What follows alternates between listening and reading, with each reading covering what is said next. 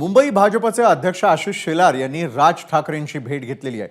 कोकण आणि मुंबई पदवीधर मतदारसंघ निवडणुकीबद्दल दोघांमध्ये चर्चा झाली। याआधी कोकण पदवीधरसाठी मनसेनं अभिजित पानसेंना उमेदवारी दिली आहे। मात्र पानसे हे केवळ मनसे उमेदवार असणार की महायुतीचे उमेदवार असणार आहे हे अजून स्पष्ट झालेलं नाहीये।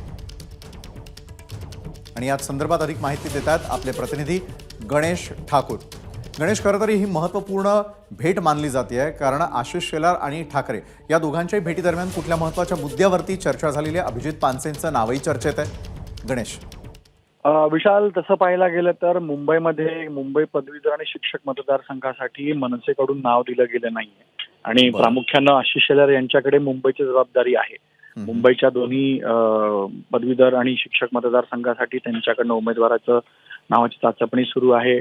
पदवीधरसाठी किरण शेलार, तर शिक्षक मतदारसंघासाठी बोरनारे आणि इतर एका व्यक्तीची नावाची चर्चा आहे।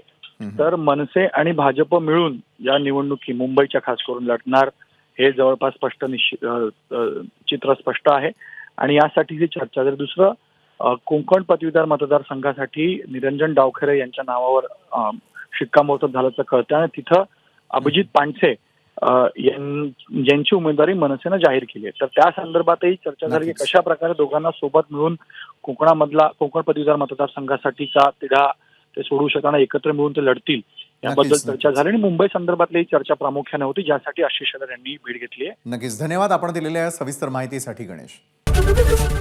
एबीपी माझा, उघडा डोळे बघा नीट।